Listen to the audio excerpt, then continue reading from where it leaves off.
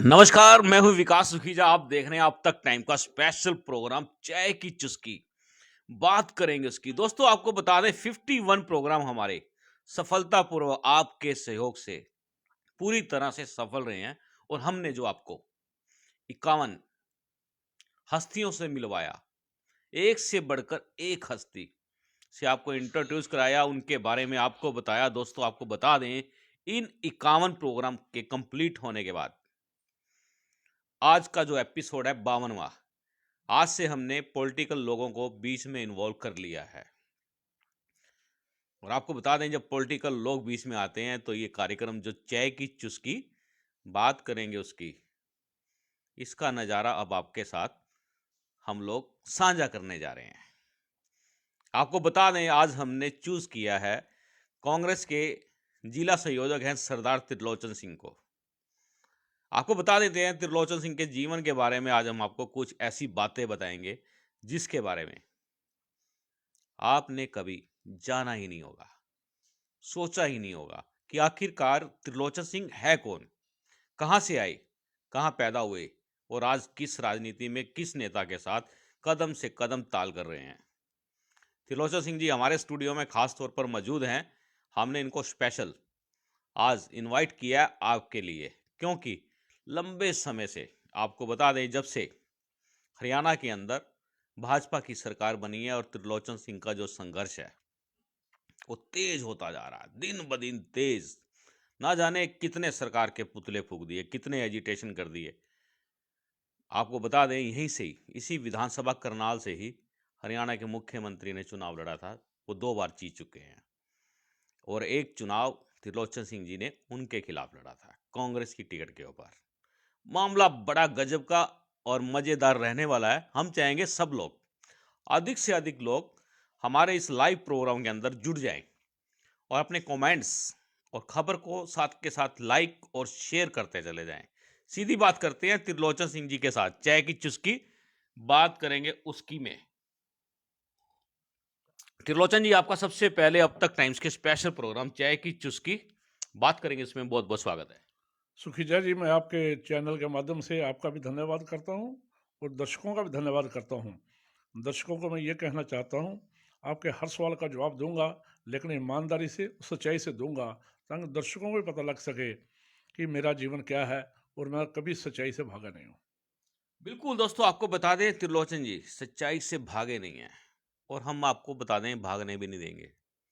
आज के जो सवाल होंगे बेहद ही गजब के रहने वाले हैं। आपको बता देते हैं जब ये हमने प्रोग्राम स्टार्ट किया था तो हमारे ये प्रोग्राम स्टार्ट करने के तुरंत बाद इसकी लोकप्रियता इतनी बढ़ती जा रही है दिन प्रतिदिन आपके सहयोग से। आज कम से कम 20 ऐसे देश हैं जहां पर अब तक टाइम्स का ये प्रोग्राम चाय की चुस्की बात करेंगे इसको देखा जा रहा है। त्रिलोचन जी मेरा आपसे पहला सवाल है कि आपका जीवन कहां से कैसे शुरू हुआ, आप कहां आपने जन्म लिया, क्या आपका क्या स्टार्टिंग क्या रही है। सुखीजा जी, 1955 में पटियाला में मेरा जन्म हुआ। एक रोचक बात आधे मिनट की बता देता हूँ।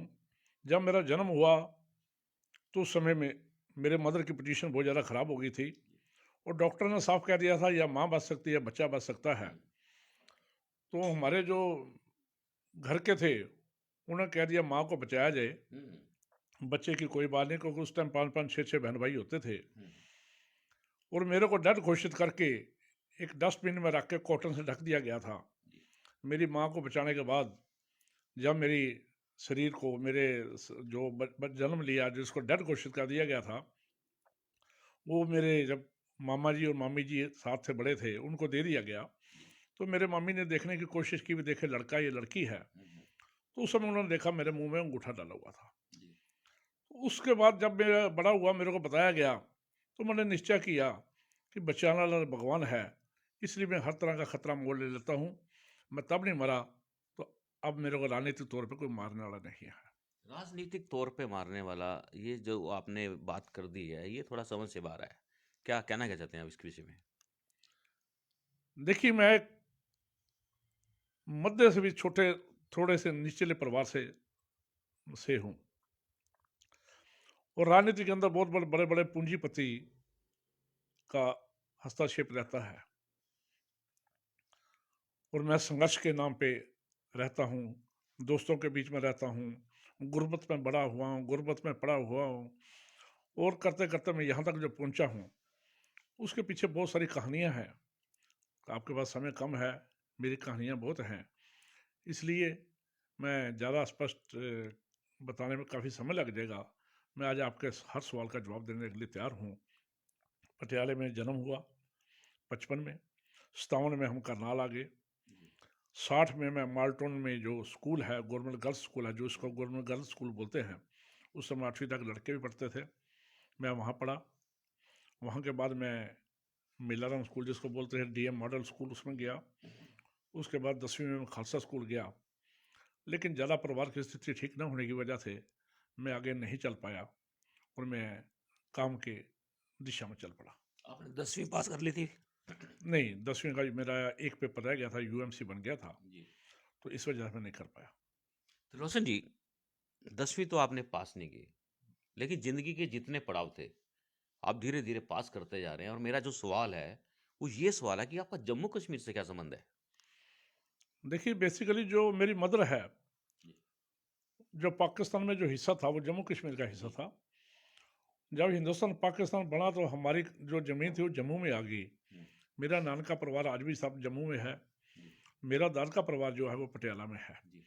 इसलिए हमारी ज़मीन जम्मू में होने की वजह से हमारा जम्मू से रिलेशन हो गया। मेरा बड़ा भाई भी अब जम्मू रहता है, मेरी 2 सिस्टर जम्मू में हैं, वहाँ मैरिड है, तो इसलिए जम्मू का है। लेकिन मेरा जन्म पटियाला का है, और मैं करनाल में 57 में आ गया था, तो अब पिछले बस 63 साल से, मैं 64 साल से मैं करनाल में हूँ। त्रिलोचन जी, आपने बताया कि आपका प्रोग्राम जौन-सा है, आपकी लाइफ़ जो जीवन है, बड़ा संघर्ष में रहा है, पारिवारिक स्थितियाँ बड़ी डाउन रही हैं। तो किस तरह से आपने अपने जीवन को सँभाला? कैसे आप आगे बढ़े? कैसे आपने 4 पैसे कमाए? थोड़ा-सा लिविंग स्टैंडर्ड बनाया आपने? ये क्या क्या बिज़नेस क्या करते रहे आप?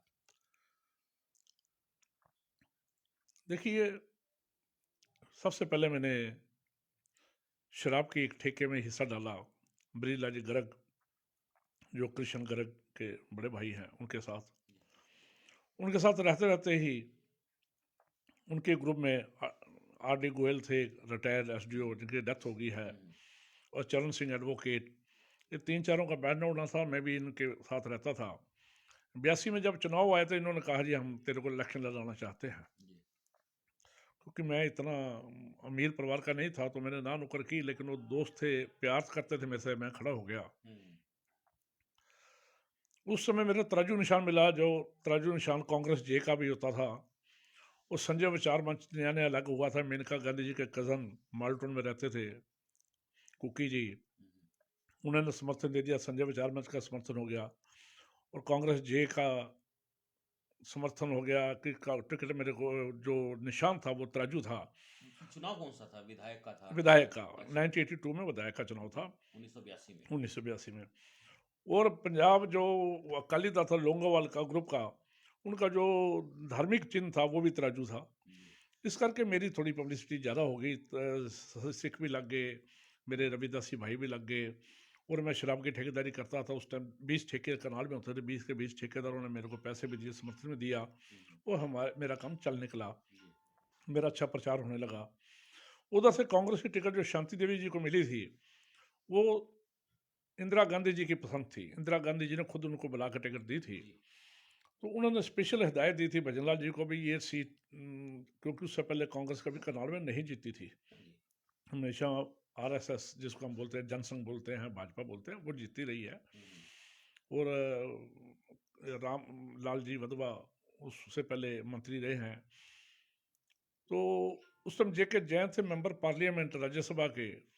इंदिरा गांधी जी ने स्पेशल उनकी ड्यूटी लगाई भी, आप करनाल में जाइए, सीट निकाल के लाइए। चुनाव से 4 दिन पहले कांग्रेस ने महसूस किया भाई त्रिलोचन सिंह को बैठाना जरूरी है, अदरवाइज सीट हाथ से निकल जाएंगी। काफ़ी वोट बैंक उनका मेरे साथ जुड़ गया था। चौधरी भजन लाल जी ने और जे के जैन जी ने मेरे को प्यार से समझा के भी, एक सभ्य लेडी है शांति देवी जी, एक सन्यासी रूप है, अच्छी सेवादार है, एनजीओ है, पानी पिलाती है, गरीबों की सेवा करती है, इसके हक में बैठने का आपको पुण्य मिलेगा। तो मैंने राजनीति की शुरुआत तो करनी थी, तो मैं उनके हक में बिना किसी लाज के 3 दिन पहले बैठ गया, और मेरे बैठने के बाद शांति देवी जी पहली बार 12,000 वोटों से कांग्रेस जीती। उसके बाद मैं कांग्रेस में आ गया। चौधरी निर्मल सिंह जी और तेजेंद्र पाल सिंह जी मान उस टाइम यहाँ करनाल में लीडर थे, और निर्मल सिंह जी हरियाणा का यूथ कांग्रेस प्रधान थे। मैं उनके साथ लग गया। मेरे को डिस्ट्रिक्ट कांग्रेस कमेटी में ज्वाइंट सेक्रेटरी बनाया गया। कुछ समय के बाद विजय मान डिस्ट्रिक्ट प्रेसिडेंट बना और मेरे को शहरी अध्यक्ष बनाया गया यूथ कांग्रेस में। फिर शमशेर सिंह जी सुरजेवाला आ गए और तेजी मान करनाल के प्रधान बने, तो मेरे को डिस्ट्रिक्ट में ज्वाइंट सेक्रेटरी बनाया गया। कुछ समय बाद कुलदीप शर्मा जी प्रधान बन गए, हुड्डा साहब हरियाणा के प्रधान बने, तो मेरे को जनरल सेक्रेटरी डिस्ट्रिक्ट में और स्पोक्समैन बना दिया गया।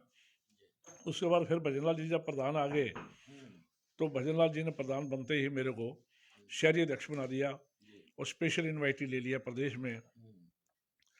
तो फिर हुड्डा साहब जब आए, चीफ मिनिस्टर बने, उससे पहले मैं भजनलाल जी के साथ था। उन्होंने अलग पार्टी का गठन कर लिया हजका, मेरे को डिस्ट्रिक्ट प्रेसिडेंट बनाया गया हजका का, मैं डिस्ट्रिक्ट प्रेसिडेंट बना हजका का। फिर दोबारा जब हुड्डा साहब दूसरी बार चुनाव लड़े, तो भजनलाल जी उस समय तक थोड़े वीक हो चुके थे राजनीतिक तौर पे। कुलदीप बिश्नोई जी का नेतृत्व था, तो मैं फिर कांग्रेस में वापस आ गया। कांग्रेस में जब वापस आया तो भूपेंद्र सिंह हुड्डा जी ने मेरे को हरियाणा मिनोरिटी कमीशन का चेयरमैन बनाया। और अब 2019 में जब मैं किसी के लिए और के लिए टिकट मांगने के लिए गया था नीलोगिरी से, तो हुड्डा साहब ने मेरे को बुला के टिकट दिया। और आपके सामने है, मेरी 50% पोलिंग में सीएम से मुकाबला होने के बाद भी मैं 36,000 के करीब वोट ले गया। लोचन जी, इसमें बड़ा सवाल जो निकल के आ रहा है आपकी बातचीत के साथ जो हम देख रहे हैं कि शराब का व्यापार किया आपने उस समय चुनाव लड़ने का 1982 के अंदर। दोस्तों, 1982 में चुनाव लड़ने का मौका मिला, लेकिन कांग्रेस के दबाव में आकर बैठना पड़ा। बहुत मजबूरियां हो जाती हैं, खड़े होने की भी और बैठने की भी। बैठ गए तो बिठा दिया, खड़े हो गए तो खड़े होने के मामले बड़े गंभीर हो जाते हैं। तो रोशन जी, उस समय जब आपको टिकट मिला भी कांग्रेस का, तो जो यहाँ मौजूदा विधायक थी सुमिता सिंह जी, उनका टिकट काट दिया। ये खेल क्या था? देखिए, सुमिता सिंह ने टिकट काटा नहीं गया। हम भी सुमिता सिंह, जिस दिन मेरे को टिकट के लिए ऑफर किया गया, उससे पहले दिन शाम तक भी सुमिता सिंह ने कहा था मैं चुनाव लड़ूंगी। उनकी कुछ मजबूरी रही होगी, उन्होंने चुनाव नहीं लड़ा, तो मेरे को टिकट देगी और मैंने चुनाव लड़ा। उनका विधानसभा क्षेत्र चेंज हो गया, असंध में चली गई थी वो तो 2014 में चली गई थी ना। तो 2 बार 2005 में, 2009 में उन्होंने करनाल से चुनाव लड़ा और एमएलए बनी, और 2014 में वो असंध चली गई। असंध से वो नहीं बन पाई। त्रिलोचन जी, आपको लगता नहीं राजनीतिक स्तर के ऊपर आपका यूज कर रही है कांग्रेस? जो जैसे जिस तरह से कि जो सुरक्षित सीटें होती हैं वहां से अपने लोगों को लड़वाते हैं, जहाँ पे असुरक्षित सीटें हो जाती हैं, जहाँ पे दबाव कम होता है, वहां से फिर किसी किसी को भी आगे बढ़ा दिया जाता है। तो क्या लगता है कि आपने सोचा नहीं कभी ऐसा भी किस तरह से राजनीति में आपका यूज हो रहा है, या आप राजनीतिक में जो राजनीति से जुड़े लोग हैं उनका यूज कर रहे हो? क्या मामला क्या है ये? देखिए, अगर तो मेरी जमानत जब्त हो जाती करनाल में, जी। तो लोग भी समझते और मैं भी समझता कि मेरा इस्तेमाल हुआ है। जी। मेरा इस्तेमाल नहीं हुआ। जी। मेरे को सोच समझ के मेरी बैकग्राउंड देखकर टिकट दी गई। मेरे को याद है, चुनाव के पोलिंग के फौरन बाद हुड्डा साहब का फ़ोन आया, जी। भाई त्रिलोचन सिंह कितनी वोट मिल जाएंगी। हम्म।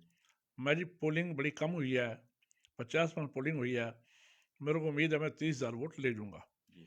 हुड्डा साहब ने उसी टाइम कहा था भी मैं तेरे को अपना विधायक मानूंगा कि 30,000 वोट ले गया। जी। लेकिन करनाल के लोगों का प्यार मेरे को बहुत मिला, जबकि मेरे बारे में चर्चा थी भी 6,000 से ऊपर वोट नहीं लेंगे। वो सट्टा बाजार भी, क्योंकि बड़े बड़े धनाढ़ आदमी थे करनाल के अंदर, उन्होंने सट्टा बाजार पे भी अपना कंट्रोल करके मेरी वोट 6,000 तक रोक दी गई।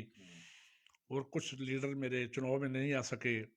उसके बावजूद भी करनाल के लोगों का प्यार मिला, और कांग्रेस के हर कार्यकर्ता का, जो दूसरे लेवल का कार्यकर्ता है, जो झंडा उठाता है, डंडा उठाता है, बस्ता उठाता है, प्रचार करता है, उनका मेरे को सहयोग मिला और मेरे को 36,000 वोट मिली। मैं हमेशा ऋणी रहूँगा करनाल के लोगों का और ख़ास करके कार्यकर्ताओं का। लोचन जी, आपको एक बंदा का जिसका सपोर्ट मिलना चाहिए था, प्यार मिलना चाहिए था, सहयोग मिलना चाहिए था, वो यहाँ से 2 बार रही पूर्व विधायक सुमिता सिंह, उनका सहयोग क्यों नहीं मिल पाया? क्या आपका साथ क्यों नहीं दे पाई, जबकि आपने उनके हर चुनाव के अंदर बड़ी सक्रिय भूमिका निभाई है, बड़ी अहम भूमिका निभाई है।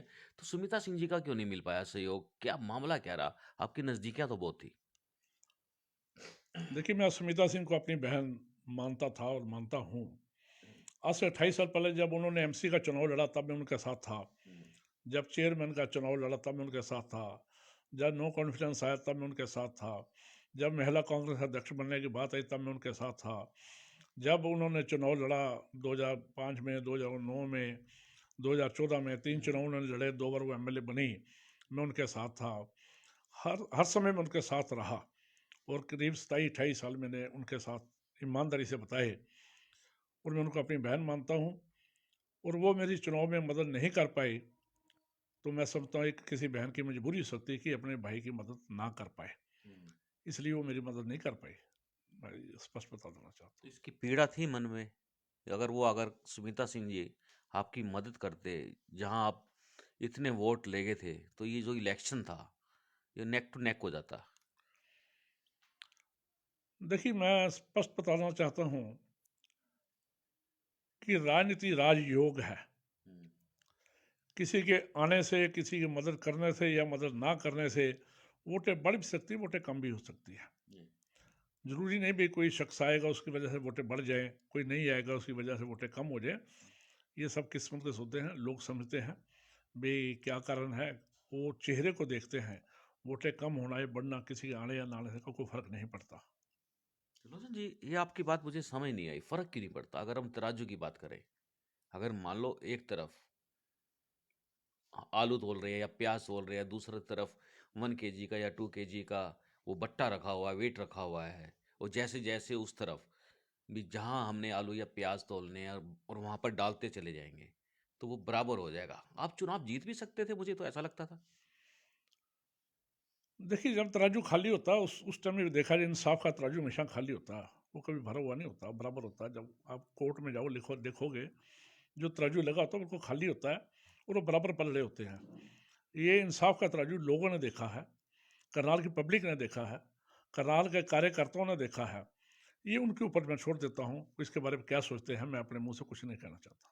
बिल्कुल दोस्तों, आपको बता दें, इंसाफ का जो तराजू होता है, बहुत बड़ी बात त्रिलोचन जी ने कहा है कि जब उसके अंदर किसी चीज को तोला ही नहीं जाता, तब वो बराबर होता है।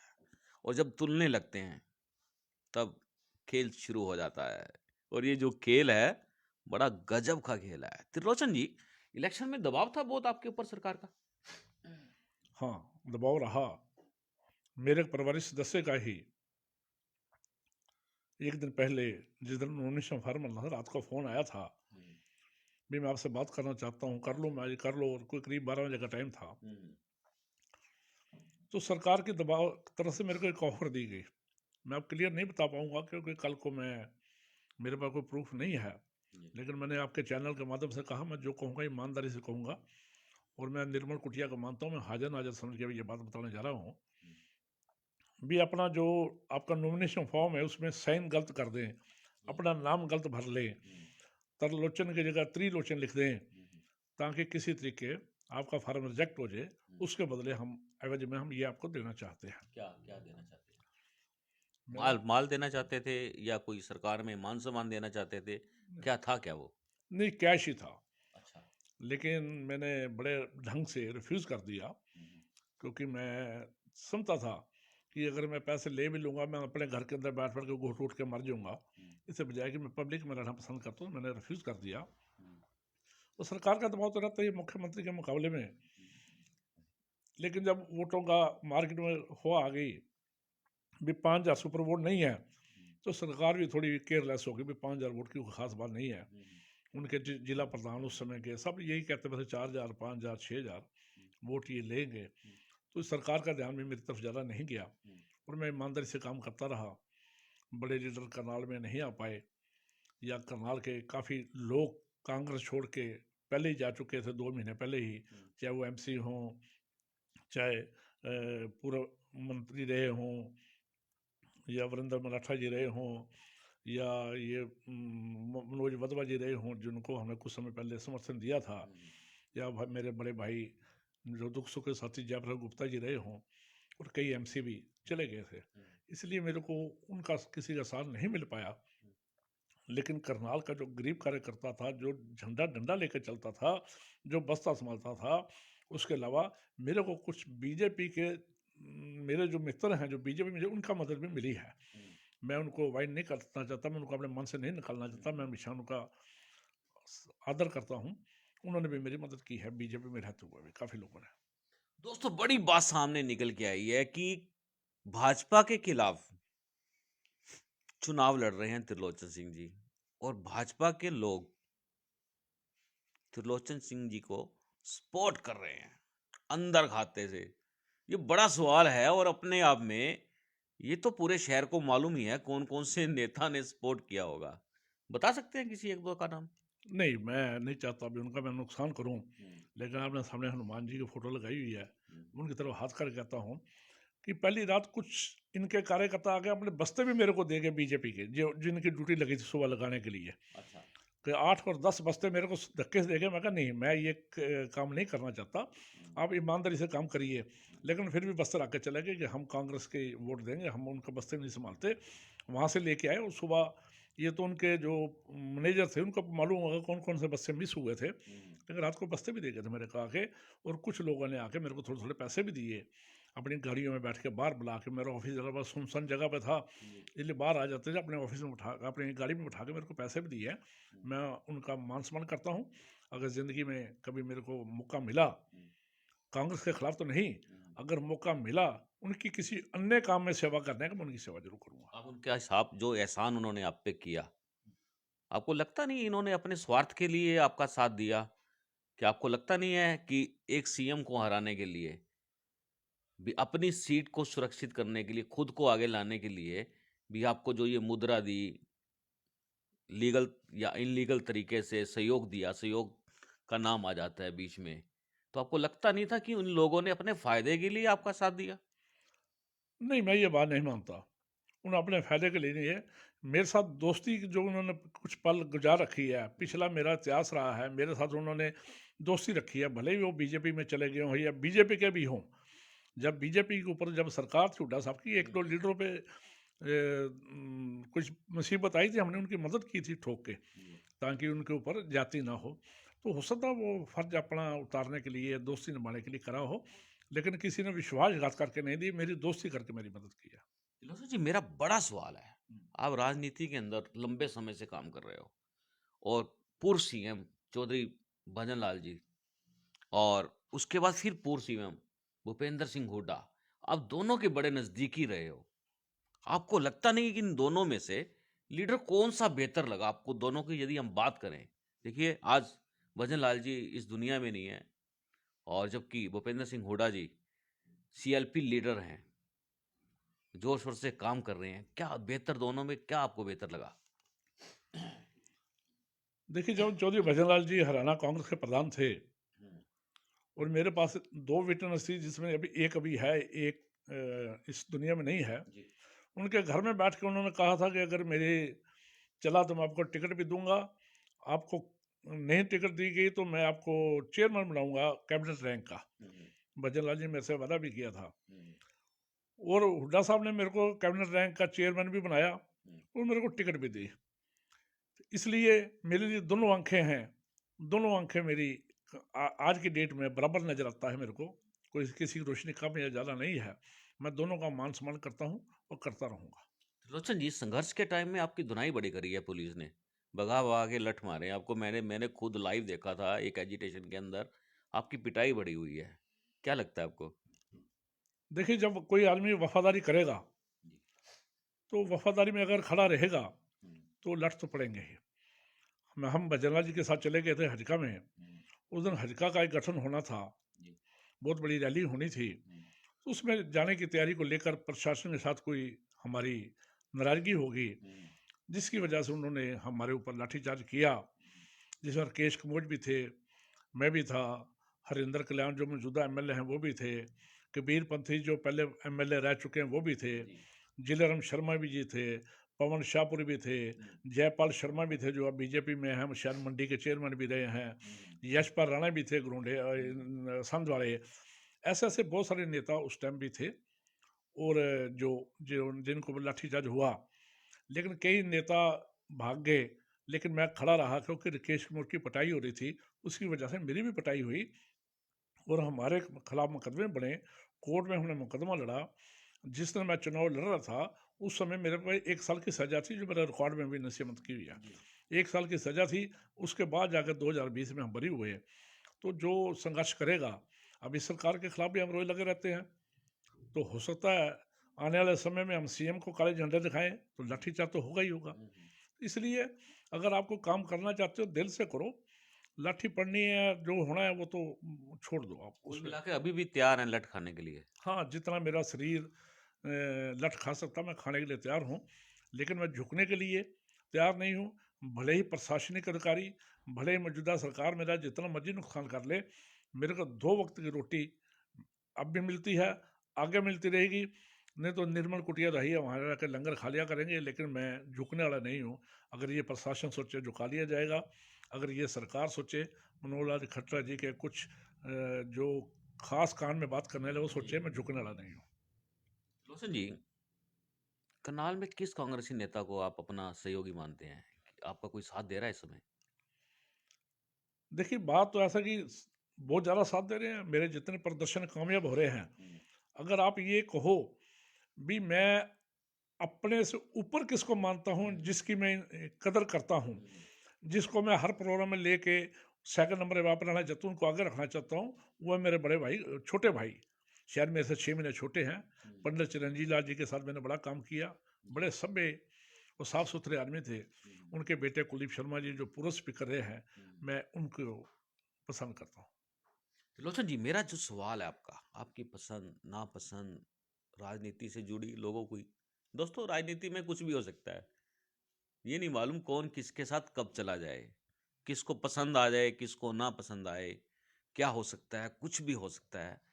तो लोचन जी, मेरा सवाल है, इस समय कांग्रेस की बात करूं मैं, कांग्रेस की जो अध्यक्ष हैं कुमारी शैलजा जी हैं, और सीएलपी लीडर है भूपेंद्र सिंह हुड्डा।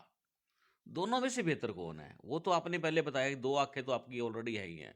एक चौधरी भजन लाल जी की, एक आंख आपकी चौधरी भजन लाल जी हैं, दूसरी आंख भूपेंद्र सिंह हुड्डा है, जो ये तीसरी आंख है शैलजा जी। इन दोनों में से कौन बेहतर है, हुड्डा जी और शैलजा जी में? देखिए, बहन कुमारी शैलजा जी हमारी अध्यक्ष हैं हरियाणा की। अध्यक्ष होने के नाते मैं उनकी बड़ी कदर करता हूँ।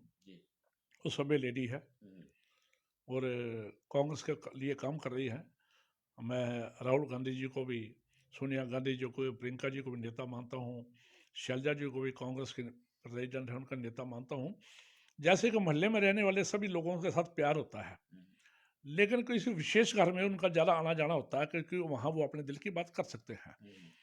तो अगर आपने सवाल कर ही दिया, मेरे लिए तो सब बराबर है, लेकिन जहाँ मैं दिल की बात कर सकता हूँ वो चौधरी भूपेंद्र सिंह हुड्डा है, जिनको मैं अपना आदर्श मानता हूँ।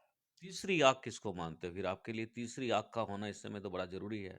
जब तक तीसरी आंख नहीं आएगी आपके पास, कैसे सक्सेस कैसे हो गया आप? देखिए, आप ग्रंथ पढ़ते हो, ग्रंथों में शिव जी को त्रिलोचन बोला गया है। तीसरी आंख वो खुद थे। मेरा नाम त्रिलोचन है, तो तीसरी आंख मेरा मस्तक है, तीसरी आंख मैं खुद हूँ। त्रिलोचन जी, मेरा जो बड़ा सवाल है, अब आपको थोड़ा सा झटका जरूर लगेगा। चुनाव में जब आपने फॉर्म भरा था, उससे पहले आपको त्रिलोचन सिंह लिखा जाता था, फिर आप तरलोचन सिंह हो गए। ये खेल तो खेल ही लिया, उसके पैसे मिले थे क्या? क्या हुआ क्या था? नहीं, त्रिलोचन तो प्रेस लिखती थी, जी, अच्छा। उनके लिए इजी था। अच्छा। लेकिन जब भी कभी मैंने कोई नॉमिनेशन फार्म भरा या मैंने कभी बैंक में अकाउंट खोला या कुछ भी करा, मैंने अपने हाथ से लिखा, तरलोचन ही लिखा, क्योंकि अच्छा। मैं बचपन से TARLOCHAN तरलोचन से लिखता आया हूँ। इसी के ऊपर मेरा उधर फॉर्म रोक कर रखा गया, क्योंकि सरकार मेरा फॉर्म रिजेक्ट करना चाहती थी। जी। और वो एक मेरे पासपोर्ट में त्रिलोचन लिखा गया होगा कहीं, क्योंकि मैंने तो त्रिलोचन लिख के दिया, उन्होंने आगे क्या लिखा मैंने ध्यान नहीं दिया। उसको लेके वो फॉर्म रिजेक्ट करना चाहते थे। 4:45 बजे मेरे को फ़ोन आया, भी आप अपना एफिडेविट दो, आप त्रिलोचन लिखोगे त्रिलोचन लिखोगे। अच्छा। जबकि मैं फॉर्म भर के आया त्रिलोचन, मेरे वोटर कार्ड में त्रिलोचन लिखा हुआ है, हर चीज़ में त्रिलोचन लिखा हुआ है, लेकिन मेरा फॉर्म रिजेक्ट करने के लिए उन्होंने एक लकुला निकाला था। लेकिन मैंने 4:45 मेरा एफिडेविट मैंने टाइप करके दे दिया था कि मैं त्रिलोचन ही लिखूंगा, इसलिए मेरा फॉर्म रिजेक्ट नहीं हुआ। त्रिलोचन और त्रिलोचन में फ़र्क है। लेकिन पब्लिक में मेरे को त्रिलोचन ही बोला जाता है। मेरे घर में एक एमपी भी आए थे, त्रिलोचन का शब्द उन्होंने मेरे को बताया था, भी शिव जी का तीसरा नेत्र उनको त्रिलोचन भी बोला जाता है। तो मैं शिव जी का उपासक भी हूँ, मैं उनकी कदर करता हूँ, सराहना करता हूँ। वो हमारे रास्ता दिखाने के हिंदुस्तान को रास्ता रास्ता दिखाया है, तो इसलिए मेरा नाम त्रिलोचन भी है, मैं तीसरी आंख खुद हूँ। त्रिलोचन जी, हमारे देश की सबसे बड़ी क्राइम एजेंसी है जो, अगर आप उसकी वेबसाइट पे जाएंगे, मुझे लगता है आपके खिलाफ 3-4 मुकदमे दर्ज हुए थे। और आपको क्या लगता है इतने मुकदमे दर्ज हुए आपके ऊपर? देखिए, मैं जो मुकदमा दर्ज हुआ वो हजका के टाइम पे हुआ, और रास्ता रोको के आंदोलन के तहत तैयार हुआ, हरियाणा सरकार ने किया। वही मुकदमा मेरे जहन में है, वही मुकदमा मैं भुगता हूँ, उसी मुकदमे मेरे को सजा हुई है, उसी मुकदमे में कोर्ट में गया हूँ। और कोई छोटा मोटा कोई 751 का हो गया हो, हाँ 751 का भी हुआ था। जब हमने कल्पना चावला मेडिकल कॉलेज के लिए रेल रोको आंदोलन किया था, उस समय भी हमारे को पकड़ के ले गए थे। 751 का हमारे 80 लोगों के ऊपर मुकदमा दर्ज हुआ था। उससे पहले भी हमने रेल रोको आंदोलन किया था, उसमें स्मिता सिंह भी साथ थी, और बीजेपी में अब जो नेता है वो भी मेरे साथ है। उस समय भी हमारे को ले गए थे, उस समय भी शायद 751 का मुकदमा दर्ज हुआ हो, लेकिन वो 6 महीने के बाद ऑटोमेटिकली खत्म हो जाता है। वो हम तरीके भुगत रहे, 6 महीने बाद वो खत्म हो गए मुकदमे। लेकिन एक ही मुकदमा जिसमें कोर्ट में चलता रहा, वो यही था जो हजका के टाइम दर्ज हुआ था। जी त्रिलोचन जी, जो आपके जो ये नाम का फर्क जो उत्पन्न हुआ, आपको लगता नहीं था कि वो आपके इलेक्शन के अंदर कितना आपको नुकसानदायक रहा, फायदा रहा, क्या खेल क्या रहा ये? नाम तरलोचन त्रिलोचन का? हाँ। नहीं नहीं, खेल क्या रहना, मेरा नाम ही तरलोचन, जब नॉमिनेशन फार्म भरेगा है नी, तो जो उसमें लिखा जाएगा वही नाम चर्चित होगा, उसी नाम पे मेरी टिकट आई है। जो मेरे को टिकट देगी वो तरलोचन के नाम पे दी गई। जो मैंने फॉर्म भरा वो तरलोचन के नाम पर भरा गया। जो मेरे को मेरा वोटर कार्ड बना वो तरलोचन के नाम पर बना है। मेरे जेब में पड़ा वोटर कार्ड, आप देखना चाहो देख सकते हो। मेरा आधार कार्ड भी जेब में पड़ा है। हर एक चीज़ में जब तरलोचन लिखा हो, त्रिलोचन, और लोगों ने बताना शुरू कर दिया, प्रेस ने लिखना शुरू कर दिया, चर्चित हो गया त्रिलोचन। लेकिन मेरा नाम TAR से शुरू होता है।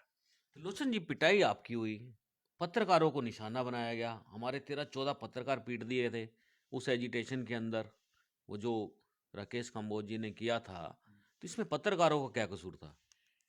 देखिए, तो आप सरकार से बेहतर पूछ सकते थे उस समय। आपके कैमरे भी टूटे थे, आपको चोटें भी आई थी पत्रकारों को, गाड़ियां भी टूटी और हमारी। गाड़ियाँ भी टूटी थी, बेतहाशा आपको पीटा भी गया था, मेरे को याद है, क्योंकि मैं सड़क पे था, मैं भागा नहीं था। मैं भागने लेने नेताओं में नहीं था। मैं राकेश कुमार के साथ ही हॉस्पिटल में आया था उसको लेकर, अभी कि मेरी भी चोट लगी हुई थी। लेकिन पत्रकारों को ऊपर बचाना चाहिए, कोई भी सरकार हो, उसको चाहिए भी पत्रकार जो है वो सच्चाई बताते हैं। अगर सच्चाई देखना पसंद करते हो तो पत्रकारों के ऊपर साथ पटाई नहीं होना चाहिए। दोस्तों, आप देख रहे हैं अब तक टाइम का जो ये स्पेशल प्रोग्राम चल रहा है, चाय की चुस्की, बात करेंगे उसकी। तो लोचन जी, ये हमारा जो प्रोग्राम है, कैसा, आपको क्या लगता है इसका, इस प्रोग्राम के बारे में आपका क्या कहना है? देखिए, आप करनाल की बेहतरी के लिए, आज का नहीं, मैं पहले बहुत पुराना आपका जानता हूँ कि मैं 82 से राजनीति में हूँ, और जब ये आपने प्रेस का काम शुरू किया मैं तब से आपके साथ हूँ। और आप मेहनत करते हो, काम भी करते हो, नए नए आइडिया लेके आते हो।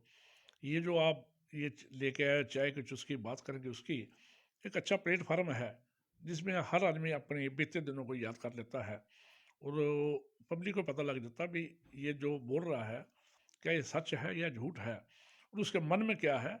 एक आपके थर्म में एक्सरे मशीन है जो आपके पास, ये बात चाहे कुछ उसकी बात करेंगे उसकी, जो आपके पब्लिक सामने लेके आते हो भी इसके अंदर क्या है। दोस्तों, आप देख रहे हैं त्रिलोचन सिंह जी से जो मैं बात कर रहा हूं, मेरा जो अब का सवाल है, जो मैं अब सवाल करूंगा, ध्यान से सुनना। त्रिलोचन जी, आपने कांग्रेस के राज में माल बड़ा कमाया है, इनलीगल कॉलोनी काटना, इनलीगल दुकानें बना देना, प्रॉपर्टी से रिलेटेड संबंधित बड़े काम ऐसे हमारे पास जानकारी आ रही है। ये मामला क्या था? कितना माल मूल कमा लिया आपने? कौन कौन से धंधे किए? देखिए, मेरे को याद नहीं कि मैंने, क्योंकि पहली सरकार में तो हम खिलाफ थे, हजका में थे। 2009 से 14 तक 5 साल के बीच में अगर छोटा मोटा काम किसी साथी ने किया हो, उसमें 5-10 पैसे हिस्सा रख दिया हो, तो मैं समझता हूँ, मेरे को ध्यान नहीं है, लेकिन ऐसी कॉलोनी आज तक कोई चर्चित कॉलोनी नहीं है जिसके बारे में मेरा नाम हो भी ये कॉलोनी त्रिलोचन सिंह की है। और अलग बात है कि मेरा कोई दोस्त काम कर रहा है या मित्र काम कर रहा है, मैं उसको मिलने के लिए चला गया, वहाँ थोड़ी देर बैठा, चाय पी के वापस आया, तो लोगों ने ये कह दिया भी त्रिलोचन का हिस्सा है, लेकिन ऐसी बात नहीं थी। सिर्फ एक ये मच्छी मार्केट जिसको रेलवे रोड पे है, ये मैंने किसी मदद के लिए काटी थी, मैंने खुद नहीं करी थी। उसमें अगर 1 रुपया भी मेरे घर आया हो, मैं इसका नेम करने को तैयार हूँ कुटिया में बैठकर।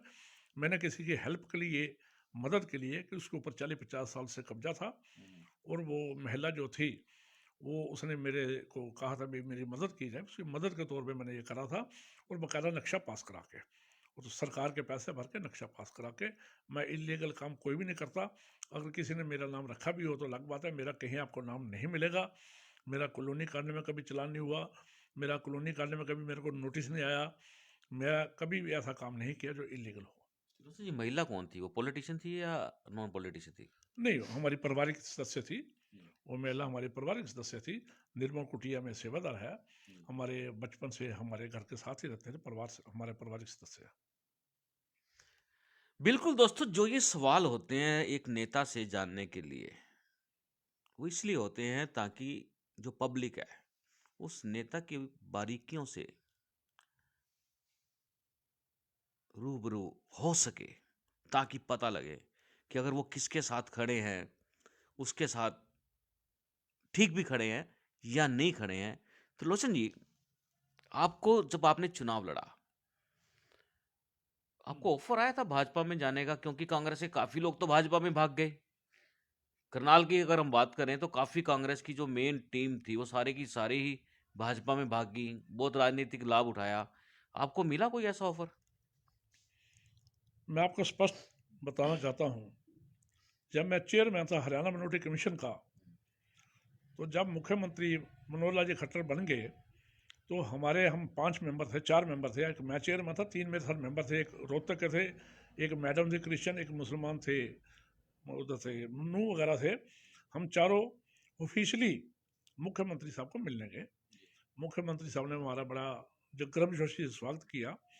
उन्होंने सबके सामने कहा भी त्रिलोचन मेरा भाई है, करनाल से ये है, करनाल से मैं हूँ। और मेरे को उन्होंने कहा त्रिलोचन आप ईमानदारी से काम करिए, मैं आप चेयरमैन रहेंगे लगातार। लेकिन ऑफिशियली हम गए थे। लेकिन कुछ दिनों के बाद फिर मेरे को मैसेज आया, करीब 2 महीने के बाद। हाँ, उन्होंने एक बात कही थी भी आप मेरा एक प्रोग्राम कराएं। हो सकता है आज मुख्यमंत्री महोदय को एक बात याद ना हो, वो डिनाई कर सकते हैं। तो मैंने कहा जी अगर सिखों का प्रोग्राम कराना है तो मैं करनाल में कराता हूँ, क्योंकि मिनोरिटी में आते हैं। अगर मुसलमानों का कराना तो हम मेवात में कराते हैं, मेरे साथ मुसलमान मेरे मेंबर भी थे। उन्होंने कहा ठीक है, आप एप्लीकेशन लिख के दे दो, मैं आपको बताता हूँ। हमने उसी टाइम, मेरे साथ एडवोकेट थे HS खीड़ा, वो मेंबर थे। उन्होंने वहीं से पेपर लेके एप्लीकेशन लिख के हमारे चारों को साइन करा के दे दिए गए भी आप करनाल में कराना चाहते हो या वहाँ कराना चाहते हो। उन्होंने कहा कुछ देर में आपको जवाब दे दिया। इसी सिलसिले में हमारे से एक 2 और वार्तालाप हुआ।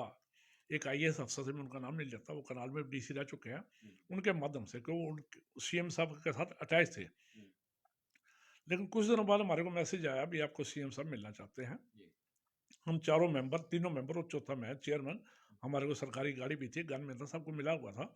हम वहाँ कोठी पे गए, तो वहाँ CM साहब ने फ्रैंकली कह दिया भी आपको हटाना मेरी मजबूरी है।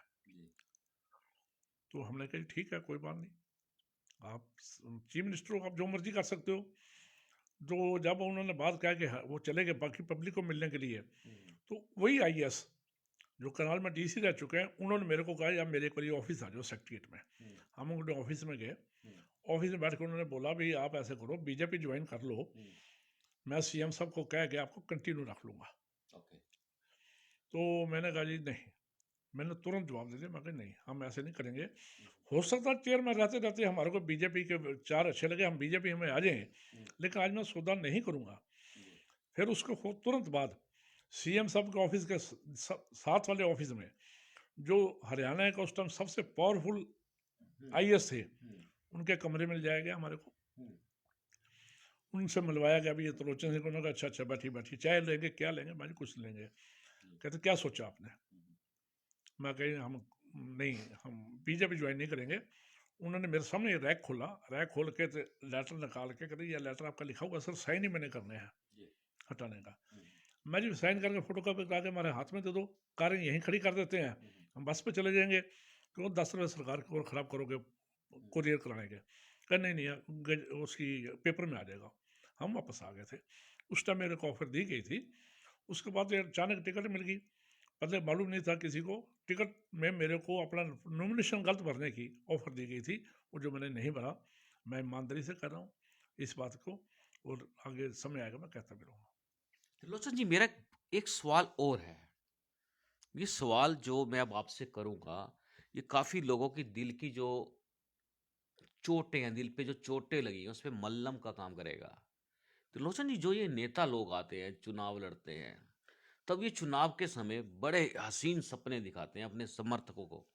किसी का लाभ उठाने के लिए उसका किस तरह से यूज़ करते हैं, उससे बड़े वादे करते हैं, उसको अपना गारंटर बना देते हैं, और जब सरकार में आ जाते हैं, एमएलए बन जाते हैं, चीफ मिनिस्टर बन जाते हैं, उसके बाद वो लोग उनको भूल जाते हैं, उनसे जो वादे किए होते हैं, उनसे जो बातें की होती हैं, वो सब ये क्यों भूल जाते हैं? क्या दिक्कत क्या हो जाती है? ऐसी क्या दिक्कत होती है कि जिनसे लाभ लिया है, उनको लाभ देने में क्या परेशानी है? देखिए, शादी के गीत सारे सच्चे नहीं होते, अच्छा। लेकिन उस समय जो मैनिफेस्टो बनता है, चाहे वो किसी भी पार्टी का हो, हम्म। और जो लोगों के बीच में जाते हैं, एक दौड़ लग जाती है आगे निकलने की। हम्म। उस दौड़ के अंदर बहुत सारे वादे कुछ लोग ऐसे कह देते हैं जो हम्म। पूरे नहीं होते, मैं हम्म। मानता हूँ। जी। लेकिन मैंने भी अपने चुनाव में एक ही बात कही थी, मैं विधायक न बनूँ ना बनूँ, आपकी आवाज़ बन के रहूँगा। हम्म। वही आवाज़ में आज बना हुआ हूँ। हम्म। बाकी मेरा अनुभव नहीं है कि मैं एमएलए नहीं बना, मंत्री नहीं बना, इसलिए मेरा अनुभव नहीं है इसके बारे में मैं क्या कहते थे क्या और बाद में क्या सोचते हैं। जी। लेकिन मैं तो ये कहना चाहता हूँ, लीडरों को उतनी बात कहनी चाहिए जितनी वो कल को निभा सके। रोशन जी, आपको लगता नहीं करनाल की जनता जो है, उसको समझ पाना बड़ा मुश्किल है? भी अगर करनाल की जनता के साथ ही धोखा कर दिया, तो करनाल की जनता समय आने के ऊपर ठोकती जरूर है, बढ़िया वाला। क्या लगता है आपको? देखिए, इस बात से मैं सहमत हूँ आपकी, लेकिन करनाल की जनता बड़ी ठंडे स्वभाव की है। हम्म। और यहाँ जितने भी कार्यकर्ता हैं, चाहे वो भाजपा के हैं चाहे वो कांग्रेस के हैं, हम्म। एक दूसरे के प्रति वो प्यार रखते हैं, उनकी नफरत नहीं है। हम्म। आज भी बीजेपी के अंदर बहुत सारे जो नेता हैं, कोई एक आधे को छोड़कर, फिर उसका नाम भी याद नहीं है, सबसे मेरा स्नेह है, सबसे मेरा प्यार है, सबके सुख दुख में मैं जाता हूँ, मेरे सुख दुख में वो आते हैं। हमारा हम मैं जब भी बोलता हूँ किसी के ऊपर सीधा कटाक्ष नहीं करता, क्योंकि हम बचते हैं। तो लेकिन समय है, ये सिस्टम है ऐसा कि चुनाव में ये सारी बातें करनी पड़ती है। मतलब कि ये बातें करनी पड़ती हैं, जुबान की कोई वैल्यू नहीं है। भी आप किसको क्या वादा कर रहे हो, क्या उसका यूज़ कर रहे हो, इसका कोई कोई मतलब नहीं है। मतलब कहने का कि नेता जो कह गया मौके के ऊपर, वो उसकी फितरत बन जाती है। ये क्या यूज़ करने का क्या सिस्टम होता है ये? लोगों को कम से कम ये बात तो क्लियर होनी चाहिए। भी अब आज मेरे पास कोई नेता आया मेरा सहयोग लेने के लिए, मेरे खुद के प्रभाव का, तो आपको क्या लगता है कि ये धोखा ही होता है? ये क्या होता क्या है? देखिए, अब मैं राजनीतिक सवाल का आप करो, राजनीतिक तौर पे जवाब दूंगा। कांग्रेस हमेशा अपने मैनिफेस्टो पे बोल चलती है। हम्म। जो मैनिफेस्टो लिखा जाता है उससे ज़्यादा अगर बात करती है तो लोगों में मैनिफेस्टो बांटा जाता है। उससे अलग बात अगर करती है, लोगों को समझ जाना चाहिए झूठ बोल रहे हैं। हम्म। लेकिन भाजपा बहुत सारी बातें ऐसे कह देती है जो मैनिफेस्टो में लिखती है उसके उल्ट बिल्कुल अलग कह देते हैं। लेकिन वो भाई भाई को तोड़ने की बात करते हैं, हम्म। वो देश को तोड़ने की बात करते हैं। हिंदू मुस्लिम सिख ईसाई का जो नारा दिया था हमारे शहीदों ने, हमारे संघर्षशील साथियों ने, उस नारे को खंडित करने की बात कर रही है भाजपा। बाद में जुमला कह के अपना पल्ला झाड़ देना चाहती है। कांग्रेस के लोग ये नहीं करते, जो वो कहते हैं वो करने की कोशिश करते हैं। भले ही कोई ना कई बड़ी अड़चने आ जाती हैं। एक मकान बनाने के लिए आप नींव तो रखते हो 2 बिल्डिंग के लिए, तीसरी आपको डालनी पड़ जाती है, रिस्क लेते हो डालने के लिए, वो वजन से या न से वो बात की बात है। लेकिन आपकी नींव मजबूत होनी चाहिए, तो फिर आगे काम चलेगा। कांग्रेस ऐसी परिभाषा का इस्तेमाल नहीं करती भी जिसमें लोगों को गुमराह किया जा सके, लोगों को गुमराह करके वोट दी जा सके। जो मैनिफेस्टो में होता है वही हम बात करते हैं। तिलोचन जी, मेरा आपसे अब प्रोग्राम जो है मेरा लंबा होता जा रहा है। सवाल है, 2014 से करनाल के विधायक हरियाणा के मुख्यमंत्री हैं। आपको लगता है करनाल में बहुत बड़ा बदलाव हो चुका है? देखिए, मेरे ख्याल में 8 साल हो चुके हैं, 7.5 साल हो चुके हैं। कोई ऐसा इन्होंने काम नहीं किया जिसका श्रेय हम इनको अलग से दे दें। अगर कल्पना चावला मेडिकल कॉलेज बना है, वो भूपिंदर सिंह हुड्डा 800 करोड़ रुपया दे के गए थे, शिलान्यास करके गए थे। अगर उसके इर्द गिर्द सड़कों की बात की जाए, वो सड़कें पहले ही उस नक्शे में थी कि जहाँ पर इतनी बड़ी यूनिवर्सिटी बनती हो, मेडिकल कॉलेज बनता हो, उसकी चारों तरफ सड़कें बेहतर होनी चाहिए, वो बन रही है। अगर यमुना बाईपास है, वो एक जो मजबूरी है ट्रैफिक की वजह से, वो बन रही है, वो पहले भी थी, पहले थोड़ी छोटी थी, अब थोड़ी बड़ी बना दी गई है। लेकिन उनके स्लम बस्तियों में नहीं गए, स्लम बस्तियों में बुरा हाल है, सिविल व्यवस्था का बुरा हाल है। स्मार्ट सिटी के नाम पे 800 करोड़ रुपया अब तक खर्च हो चुका है, उसका कोई अभी तक जारी नहीं किया, श्वेत पत्र जारी नहीं किया। हमने मांग की है। मुख्यमंत्री महोदय के शहर में कोरोना ऑक्सीजन की वजह से सैकड़ों लोग तड़प तड़प के मर गए। डेंगू अब कितना फैला हुआ है, डेंगू की वजह से कोई कंट्रोल नहीं है। मुख्यमंत्री महोदय कभी कल्पना चावला मेडिकल कॉलेज में जाके स्वास्थ्य सुविधाओं के ऊपर कभी बात ही नहीं करते। कितने लोग मर गए, आए नहीं, चलो मैं मान लेता हूँ कोरोना की वजह से नहीं आए। अब आते हैं हॉस्पिटल में, पीछे उद्घाटन किया लेकिन उन्होंने मीटिंग नहीं ली। उन्होंने लोगों को मिलकर ये नहीं पूछने की कोशिश की भी आपको स्वास्थ्य सुविधाएं ठीक मिल रही है नहीं मिल रही हैं, वो नहीं की। हमारे मेंबर पार्लियामेंट बन के चले गए, 6 लाख से ऊपर वोटरों से जीत गए, लेकिन करनाल को मैं लोगों में आए हफ्ते में 2 दिन दरबार लगाऊंगा, वो कहाँ है उनका दरबार। हम तो उनका बड़ी जल्दी पोस्टर जारी करने वाले, गुमशुदा की तलाश। अगर उससे पहले आपको मिल जाए तो उनको बोलो करनाल की जनता के साथ किया हुआ वादा पूरा करें। आपको लगता है जो ये जिनकी आप बात कर रहे हैं, मेंबर ऑफ पार्लियामेंट की, कि वो गुमशुदा हो चुके हैं, बीच में आ जाते हैं, कभी कभी चमक जाते हैं? देखिए, ये पब्लिक में नहीं चमकते, जी। किसी सरकारी प्रोग्राम में आ जाएं, सीएम साहब के साथ आ जाएं, जो उनकी अलग से ड्यूटी दी गई है। करनाल के लोगों ने एक मेंबर पार्लियामेंट चुना है, उनकी बात को सेंटर तक पहुंचाए, उनके गाड़ियों का ठहराव करें, कोई बड़ा प्रोजेक्ट लेके आए, बेरोजगारों की बात सुने, नौकरी कोई व्यापारी कर्मचारी की बात सुने, किसानों की बात सेंटर तक पहुंचाए। उन्होंने कहीं भी अपना पार्ट अदा नहीं किया, ना व्यापारी के लिए, ना कर्मचारी के लिए, ना बेरोजगार के लिए, ना किसान के लिए, ना मजदूर के लिए, कहीं उन्होंने अपना पार्ट अदा नहीं किया। इसलिए वो एमपी हुए ना हुए, हम सोचेंगे एक एमपी विहीन करनाल है ये। और विधायक? देखिए, विधायक मुख्यमंत्री हैं, उनके बारे में पहले कह दिया जाए, कोरोना काल में नहीं आए, अपने दुख सुख में नहीं आ पाए, अब डेंगू है अब नहीं आ पा रहे। करनाल के कह देते हैं विकास काम कार्य जो हो रहे हैं वो पूरे ठीक ढंग से हो रहे हैं जब उनको शिकायत की जाती है। भ्रष्टाचार का बोलबाला है।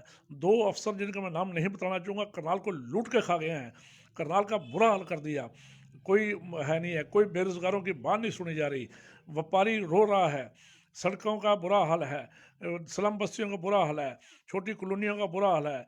2016 में हर गरीब के सिर पे छत होने का दावा किया था सीएम ने। कहाँ है वो गरीबों की छत, जो कहीं ना कहीं पैसे इकट्ठे करके छोटा मोटा मकान बना लेते हैं, उनको तोड़ दिया जाता है।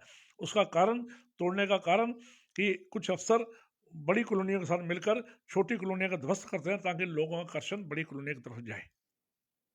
त्रिलोचन जी, जो ये आप 2 अधिकारियों का नाम मुझे अनऑफिशियल बताएंगे, ये प्रोग्राम के बाद कान में बता देंगे कि कौन कौन से 2 अधिकारी है, कितना माल कमा गए यहाँ से, कमा रहे हैं, क्या कर रहे हैं, अभी है मौजूदा, नहीं है, आखिरकार वो है कौन से, किस रैंक के हैं, हो क्या रहा है? देखिए, मैं उनके प्रति उनकी सारी इकट्ठी कर रहा हूँ, सामग्री इकट्ठी कर रहा हूँ। अच्छा। जिस दिन धमाका बोलूंगा पूरा बोलूंगा। जी। पहला कच्चा नाम लेने से वो अलर्ट हो जाएंगे, उनको भी मालूम है कौन है। हम्म। जिसके घर में सुबह से लेकर शाम तक मिलने वाले लोगों का तांता लगा रहे और पैसे की बरसात होती रहे, उनको मालूम है किस क्या है। वो सुधर जाए, कनाल के लोगों को लूटने से तो बढ़िया है। नहीं सुधरेंगे तो भाई हम बात करेंगे, लेकिन मुख्यमंत्री के मेरे लगता है जहन में कोई बात आने वाली नहीं है। तो मैं 3 बार टाइम मांग चुका हूँ मुख्यमंत्री महोदय का भी। एक तो मैं विकास कार्यों की तस्वीर दिखाना चाहता हूँ, एक भ्रष्ट अफसरों की मैं लिस्ट देना चाहता हूँ। मुख्यमंत्री महोदय जवाब नहीं देते। इनके इनके लोग दूसरे लोगों के साथ जो सिविल के मुकदमे होते हैं, जो आम लेन देन के होते हैं, उनको क्रिमिनल दर्ज करा दिए जाते हैं। चंडीगढ़ में बैठे कुछ अफसर दबाव डाल के क्रिमिनल पर्चे दर्ज करा दिए जाते हैं, फिर उनको अंदर जाने के डर की वजह से उनसे मन माफक राजीनामा किए जाते हैं। ये भी मैं एसपी की जहन में ला चुका हूँ। एसपी महोदय बड़े शरीफ आदमी हैं, ईमानदार व्यक्ति हैं, इसके बारे को दो राय नहीं है। करनाल के 3-4 अफसर हमारे बड़े ईमानदार हैं, जिनकी हम बात नहीं कर सकते। लेकिन बहुत सारी अभी भी ऐसी मछलियाँ हैं जो गरीबों को तंग कर रही हैं, नजायज़ मुकदमे बढ़ रहे हैं, नजायज़ पैसा का आदान प्रदान हो रहा है। मैं समझता हूँ मेरे ऊपर दबाव पड़ता है, मेरा भी नुकसान करने की कोशिश की जाती है। लेकिन किसी ना किसी को तो आगे आगे बात करनी पड़ेगी। इनमें नेता भी शामिल है, कुछ कुछ नेता, 1 2 3 4 कुछ है? कोई गिनती आपकी नोटिस में आई है? देखिए, मैं जो जितने बीजेपी के असली कार्यकर्ता हैं, हाँ। उनमें से कोई ऐसा भ्रष्ट नहीं है जी। जो बीजेपी के जो नाव को लेके चलते हैं, जो हाँ। बीजेपी की झंडे को लेके चलते हैं, जो वो उनमें से कोई भ्रष्ट ऐसा नहीं है जिसने जो शहर के लूटने में हिस्सा रखता हो। शहर को लूटने में बीजेपी के कार्यकर्ता बड़े सभ्य भी हैं, कुछ एक दो को छोड़कर जो बाहर से आए हुए होते हैं, जिनको पता नहीं होता करनाल के कल्चर का, करनाल के भाईचारे का, करनाल के लोगों के स्वभाव का, वो आके यहाँ बात करने की कोशिश करते हैं। लेकिन करनाल के जो बीजेपी के कार्यकर्ता हैं, वो ज़्यादा ईमानदारी से काम कर रहे हैं। अभी भी कर रहे हैं या वो अपने घर बैठ गए हैं? उनकी चल नहीं रही, लेकिन वो काम अपनी तरफ से जितना भी हो पाता है वो ईमानदारी से करने की कोशिश करते हैं। वो भाईचारा बना कर रखना चाहते हैं। वो करनाल के लोगों में अपने नाम का कलंक नहीं लगने देना चाहते। इस हिसाब से काम करने की कोशिश वो कर रहे हैं, लेकिन कोई प्रशासनिक अधिकारी उनके कंधे पर रख के बंदूक चलाना चाहते हैं। दोस्तों, मेरा आखिरी सवाल है त्रिलोचन सिंह जी से। त्रिलोचन जी, कौन से नेता हैं करनाल के जो मोटा माल कमा रहे हैं इस समय सरकार में रह के? देखिए, मैं तो नाम लिया नहीं किसी का, मैं मैं तो जानना कहना चाह रहा अफसर हूँ। कमा रहे हैं। अफसर कमा रहे हैं, नेता नहीं कमा रहे? ना, नेता नहीं कमा रहे। ये कैसी बात हो सकती है? नेता कुछ लोग और जिनकी जरूरत है, उनके अपना कारोबार है, वो अपना फिट है, वो अपने कारोबार से संतुष्ट है, वो अपना कारोबार ही बचा कर रखना चाहते हैं। यही बच जाए सरकार में कारोबार, वही बहुत बड़ी बात है। अफसर जो है, जिनको मालूम है भी सरकार बदल जानी है, ज़्यादा ट्रांसफर हो जानी है, अच्छा। वो कमा रहे हैं नोट। क्योंकि नेताओं की तो ट्रांसफर होनी ही नहीं, आपके संबंध बने रहे, ऐसा लगता है कुछ? ईमानदारी की बात। नहीं, नेता तो बात ऐसा है कि जो मैं मान लो कांग्रेस में रहा, 5 साल सरकार में रहा, पहले बचन लाल जी के साथ रहा, 40 साल से राजनीति में हूँ। मेरे ऊपर बताओ ना, मैंने कौन सी जितात बना ली, पहले ये बता दो। इसलिए ये बीजेपी वालों के नाम तो होते हैं, जाते हैं पंचायतों में, जाते हैं महफिलों में, जाते हैं वहाँ जाते हैं, लोग सोचते हैं बड़े नोट कमारे होंगे, लेकिन वो उनकी ड्यूटी है। वो पब्लिक में रहना उनका जरूरी है उनके लिए, इसलिए वो करते हैं। नोट नहीं कमाए जाते। वो कार्यकर्ता एक आधा ही होता है जो नोट कमाता है। जो नोट कमाता है अगली सरकार में गुम होकर बैठ जाता है, वो बोलता नहीं सरकार के खिलाफ। हम पीछे भी सरकार रहे, जब हुड्डा साहब की सरकार थी तब भी हमारे ऊपर पर्चे दर्ज हुए थे, रेल रोको आंदोलन किया था, पर्चे दर्ज हुए थे, राकेश कमोज पे हुए थे। आज अगर बीजेपी की सरकार है, आज भी हम खुला बोल रहे हैं, अगर हमने हुड्डा साहब से पैसे कमाए होते हुड्डा साहब की सरकार में, या हुड्डा साहब ने नाप शनाप अपने वर्करों को पैसा दिया होता, या नाप शनाप उनको छूट दी होती, तो आज हम भी अपने घर बैठे होते। हम क्यों सरकार के खिलाफ बोलते हैं? हम बोल इसीलिए रहे हैं कि हमने ना पीछे कमाया, ना अब कमाया, ना आगे कमाएंगे। दोस्तों, बड़ी लंबी बातचीत है ये, जब नेता सामने होता है और पत्रकार के सामने आमने होते हैं, बहुत सी बातें निकलती हैं। त्रिलोचन जी, आपने हमारे को मैक्सिमम सवालों के जवाब दे दिए हैं। कोई ऐसा है जो आप कुछ कहना चाहते हो जनता को, मन के अंदर, वो जो गुबार हो कोई, जो बाहर निकालना चाहते हो, उसका मौका देना चाह रहा हूँ मैं आपको। नहीं, जनता, करनाल की जनता मैं पहले बता चुका हूँ, बड़े सभ्य और प्यार से रसूख करने वाली जनता है करनाल की। मैं तो सिर्फ यही कहना चाहता हूँ, उन्होंने पीछे मेरी बहुत मदद की। अगर आगे मेरे को मौका मिला और हाईकमान ने, जो मैं उस समय चीफ मिनिस्टर के समय जब बड़े बड़े नेता भाग गए थे, मैं खड़ा रहा और मेरे वोटर में भी अच्छी वोटें ली, 50% में भी 36,000 वोट ले गया। अगर पार्टी मेरे को जुम्मेदारी देती है, तो मैं अगर कल को सरकार में कोई हिस्सा बनता हूँ, मैं ईमानदारी से उनका फ़र्ज अदा करूँगा। अपनी ज़रूरत का लोगों के प्रति प्यार रहेगा और मैं उनके बीच में रहूँ, वो भी खुश रहे और मैं भी खुश रहूँ। करनाल के लोगों पर कोई आपदा ना आए, बस ये मैं दुआ करता हूँ। त्रिलोचन जी, आपने हमसे बात की हमारे प्रोग्राम में, स्पेशल प्रोग्राम में, चाय की चुस्की बात करेंगे उसकी के लिए बहुत बहुत धन्यवाद आपका।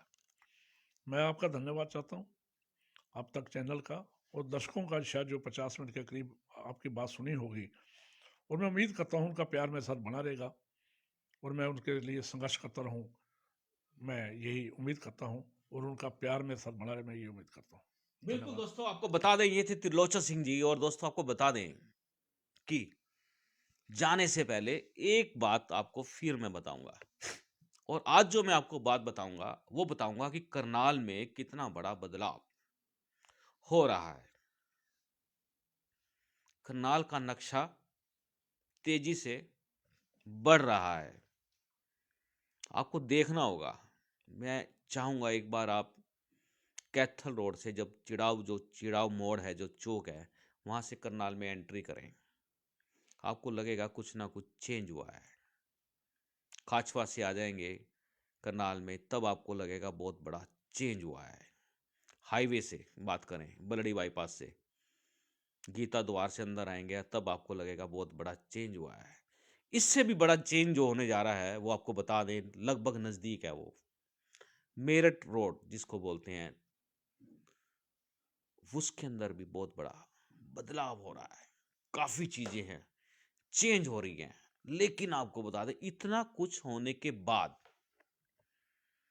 भाजपा के जो समर्थक, आरएसएस के जो कट्टर नेता, आरएसएस से जुड़े संगठन के जो लोग जो मदद करते हैं चुनावों के अंदर, वो कहीं ना कहीं लुप्त हो गए हैं। दोस्तों, आप देख रहे हैं अब तक टाइम्स का स्पेशल प्रोग्राम चाय की चुस्की, बात करेंगे उसकी। मैं हूं विकास सुखीजा अपने साथी कृष्ण के साथ। नमस्कार, जय हिंद, जय भारत।